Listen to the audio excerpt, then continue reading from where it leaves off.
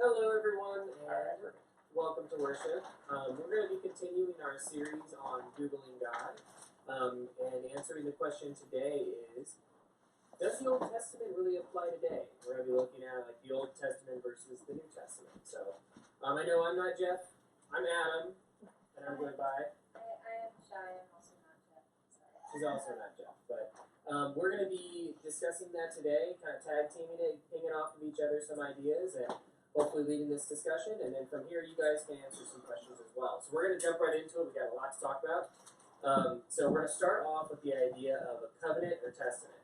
Okay, so the idea of, we talk about the New Testament versus the Old Testament, but I don't think a lot of us understand what like a testament is.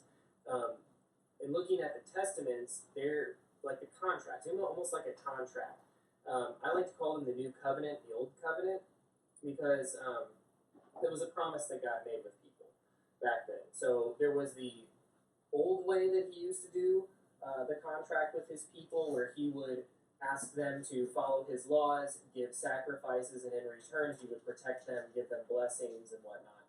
And that was kind of the old contract. And now we're going to look at the new contract, or the new covenant with Jesus. So, thoughts on that?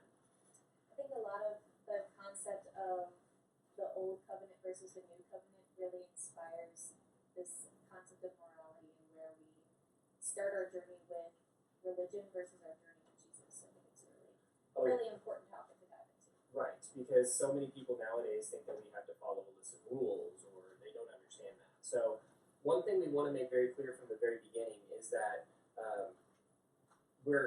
when Jesus came, he says that he came to what we call fulfill the law.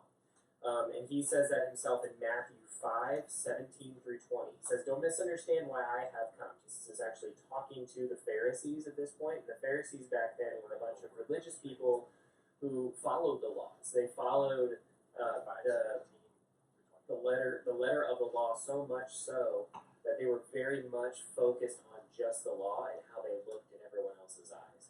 So Jesus is talking to that crew, and he says, don't misunderstand why I have come. I did not come to abolish the law of Moses or the writings of the prophets. No, I came to accomplish their purpose. So I tell you the truth, until heaven and earth disappear, not even the smallest detail of God's law will disappear until its purpose is achieved.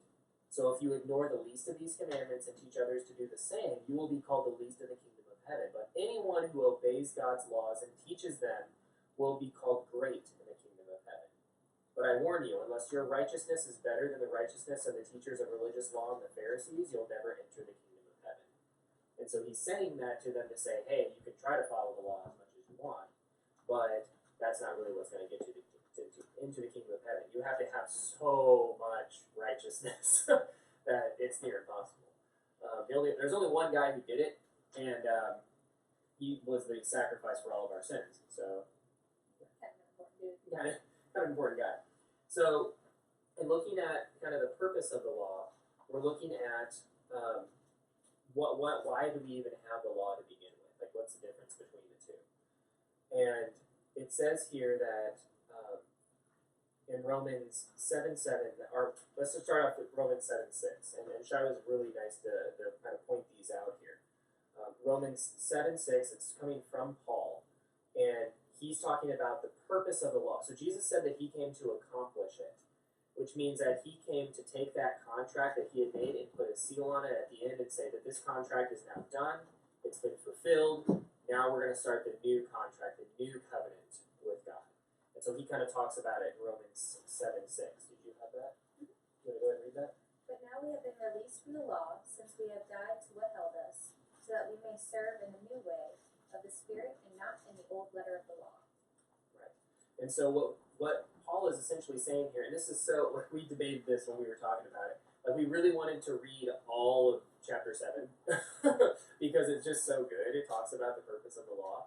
So I challenge you, maybe during your whatever time that you have discussion time afterwards, read that. Like read chapter 7 and kind of go into it. We won't do it now for time's sake, but look into that whole thing. But what he's talking about there is, we've been released from the law. Like we no longer have to. We no longer have to follow that old law anymore. And it's because of Jesus' sacrifice. It's because of his death Right. that we are able to transition because of what he has done, he has become that ultimate sacrifice, basically putting a cap on the end of that old way of doing things, to where he has become the ultimate sacrifice. We no longer have to offer those sacrifices anymore.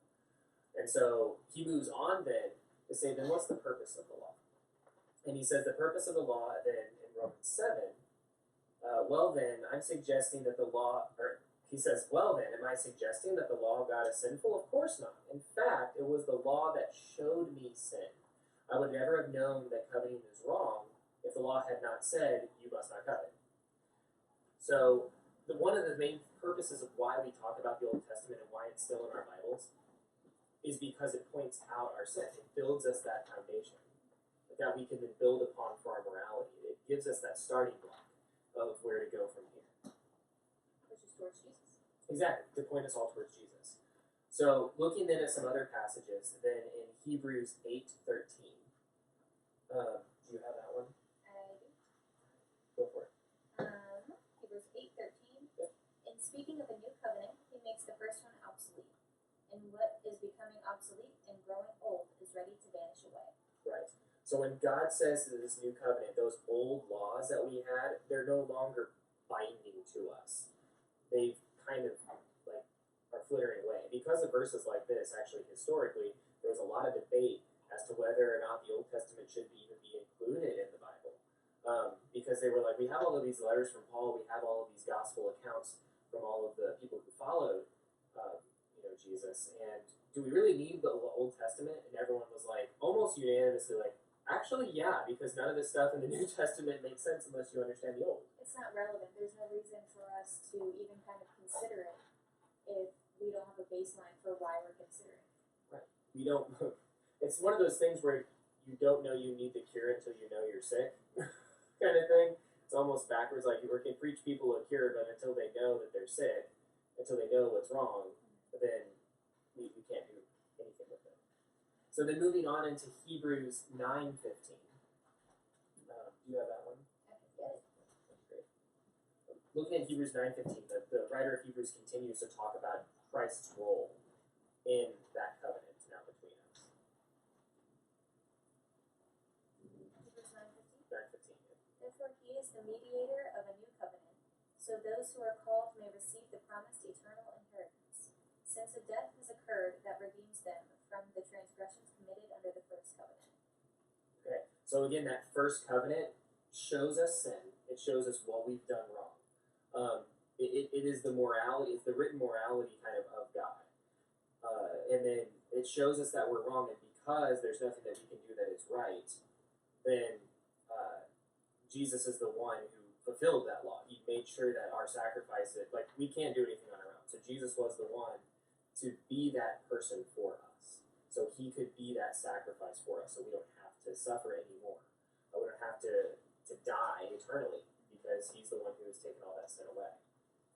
And it says here that he was the one who mediates that new covenant. And that idea is not just a lawyer who stands in the courtroom of God and says, my client, although he is guilty, we propose this alternate plan for him.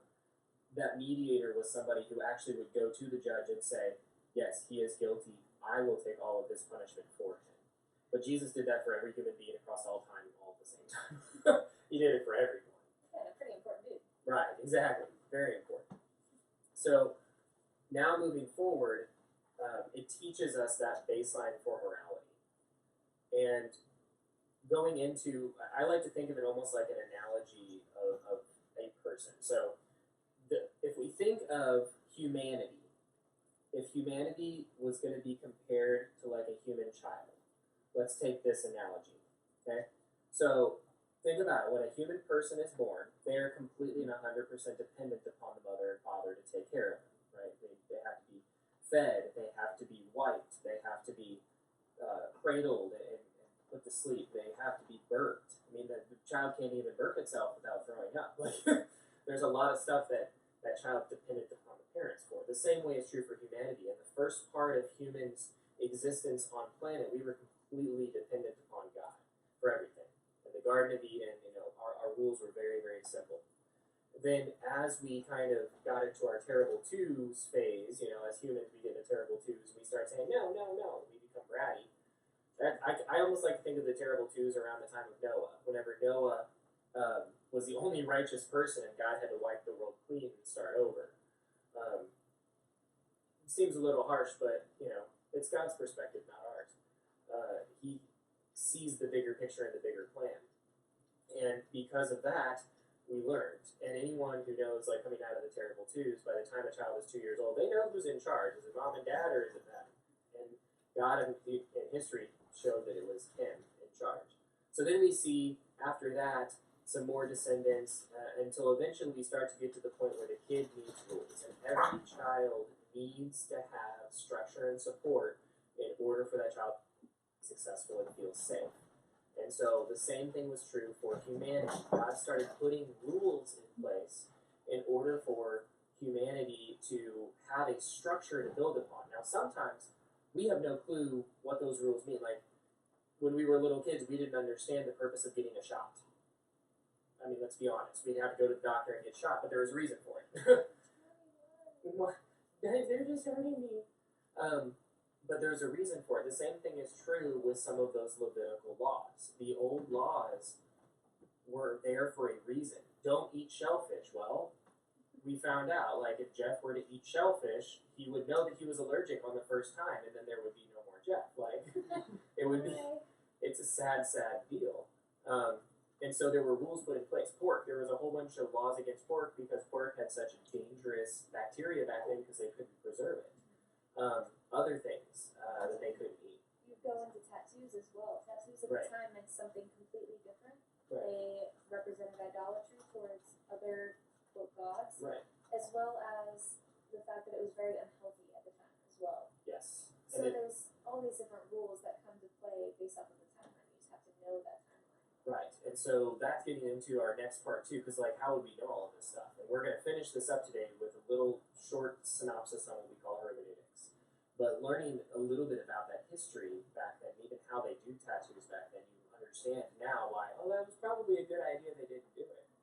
Because God was trying to establish a foundation with his people, a core belief that they needed to be separate.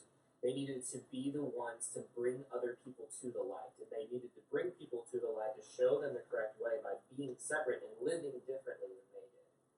And so as you evolve as a person and getting to know your own parents, your relationship with them starts to evolve as well. And so those rules start to become not lax, but they evolve and they grow into much deeper meaning. And so as you're entering your young adult or your preteen years into your teenage years, those rules are still there, but parents start to become a little more lax on it. Maybe they let you go to bed a little bit later, deciding your own bedtime, picking out your own clothes. You get a lot more freedoms. And we see that throughout history of the Old Testament as well. We see the people of God start to get a little more freedoms. And we see God starting to almost scold them for just blindly following the rules. In Psalms 51, we hear David cry out to God and he says, it's not the sacrifices that you want, or I would bring them, but the sacrifice to you, God, is a broken and contrite heart. And so we see it also in Isaiah. He talks about, I don't want your offerings, I want you. And so the idea is God is looking for that deeper relationship. We start to see that as humanity evolves. And then humanity goes through its teenage years or the Babylon. They get kind of carted off to Babylon for their ill mistakes and rebelling against their parents and saying, I don't want anything to do with you, God. And God's like, okay, fine, here are your consequences. And they have to go into exile for a while. And they learn from it. And they come back and they rebuild Jerusalem. And they're with God, throughout the rest of their teenage years until they're starting to reach young adulthood when Christ comes. And if any of you who are young adults, like we're young adults here, know that your relationship with your parents starts to change once you've reached that point of young adulthood. Because let's be honest, you don't have to follow any of your parents' rules anymore. You don't have to. Like, I can go visit my parents and they can say, all right, you need to be in bed by 8. And I'll go, no. Nice try. And that's what we're talking about when it comes to the Old Testament versus the New Testament, is in the Old Testament times, those laws, it's not that they don't really apply anymore, but we have since grown past them. And we now have a deeper connected relationship with Christ. And so when we come back now to go visit our parents, when we're going to, see our parents, we follow the rules of their house, not out of obligation or out of, even because this is what I have to do. It's more of out of respect for them, out of honor and love of our parents. We follow those rules. And the good news is, while on earth we may have broken parents who make some very silly rules or they make mistakes, our Heavenly Father is a perfect parent, and He never makes any of those mistakes, so He doesn't have silly rules or ridiculous laws that we have to follow. And so we are now in this new covenant, this new relationship with Christ. And while we are not equals, because I don't even see myself equal with my own parents, I still love and respect them, and we can have deeper conversations now, but they are still my parents. Like, they are still have that higher authority in my life. And I still want to honor and respect that. Even though I'm my own man and can make my own rules. And that's the kind of relationship we can have with God as well, where God is still in charge, and we follow now these Old Testament laws, not out of, obligation or even spite or even frustration. Or even culture, Or based culture, off of right. just because that's what we're told to do, that's our past. But out of our love for Jesus, out of our desire to be closer to Him.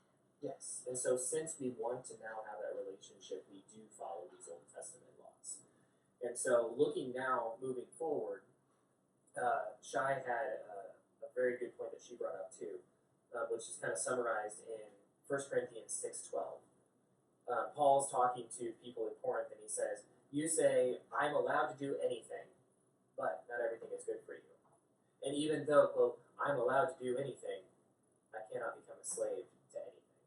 So the concept is, we have now the freedom to do a lot of stuff we couldn't have done in younger humanity's years. But the question is now, should we? And it becomes a matter of the heart. It becomes a matter of, why are we going to do it? What's our purpose? Right. Is there really a need to do that? Because if you're doing it, you're typically doing it for a purpose. If you're not getting closer to God and it's not for God and for His glory, then there's absolutely no reason in doing it. So maybe, yeah, you can do it, but should you be? Or should you be possibly doing something else to bring glory to God? Exactly. Great way to sum that up. So now we're going to look then at how can we, and this is kind of a small wrap up before we break into our discussions, and you guys talk about the Old Testament laws. This is going to transition into next week as well, because we have questions for you now. So now we can get into the specifics. Now that we kind of have an overview of how to interpret the Old and New Testament, there have been some questions that have been posed to us, and some questions we might want to ask. But I'm going to put it back into your hands and have you guys take a week to go home and try to research some of this on your own. And I'll show you how to research and some basic stuff you can do here in just a second. But let's look at some of these questions. What does the Bible say about tattoos? What does the Bible say about sex before marriage? Homosexuality, all of those sexual and moral things put together. What does it say about abortion? Euthanasia, suicide, mental illness, divorce, all of this stuff. Can a lot of people have these questions, and we go, what does the Bible really say about all this stuff? And they're much more modern topics. These are things that are still relevant in today's society, rather than questioning whether you can boil a goat with some mother's milk or not. Right. Is possibly not our best use of time when that's not relevant in today's society, whereas these topics are. Right. And so the thing is, the Bible does not flat. A lot of times we go to the Bible as if it were a textbook to say, all right, if I go to page 347, it's going to tell me the rule to follow on whatever topic. And that's not how the Bible was written. And so a lot of these are not going to have a direct, simple yes or no answer. It's not. There's not a verse in the Bible that says abortion is bad. Here. But euthanasia is okay. But euthanasia is okay. Yeah, it doesn't say that. So we'll be looking at those next week. But I want you guys to go home and start researching some of those. So here's how we can do it. A little topic called hermeneutics, and it won't take very long. It's kind of a basic thing. But things to remember about hermeneutics. One, what was the purpose of the book that is being written? When you're reading that text, what was its purpose? So I like to think of it almost like genre. I mentioned this before, I mention it all the time, but if I want to learn about whales, I don't go read Moby Dick. Because while Moby Dick is about a whale, it doesn't tell me the things I want to know about whales. It just has a whale in it. You know, if I want to learn about, I don't know, if I want to learn about ancient Roman times, I'm not going to go to Gladiator. Because while that's a great movie, it's not a historical book on how gladiators were actually fought back then. And I think sometimes we get that confused. When we go to the Bible and books of the Bible, sometimes we go to the Bible with our idea of looking at what that book needs to be. And that's not what we need to do. We need to look at the book itself and let the books of the Bible, God's Word itself, explain to us. And that's what we call exegesis. That's a big fancy word called exegesis, which means letting the book speak what it needs to speak in its text. Okay? And so when we're going to it, we need to understand the meaning of the book and the genre. We need to understand what its audience was and who are they trying to talk to. Some of them are pretty straightforward. Like, I, Paul, disciple, I'm speaking to the churches in Corinth. Okay, there we go. That was pretty easy. Paul's pretty straightforward. Paul was pretty straightforward. But, you know, we think about some other texts too, like, were they speaking to a Gentile audience? Were they speaking to a Jewish audience? Were they speaking to non-believers? Were they speaking to believers? That stuff can be very helpful in understanding, like, oh, okay, because you talk differently depending on what your audience is. So you look at the audience, you look at the author. Who is the author? Sometimes the author is very clear. I, Paul. Okay, Paul.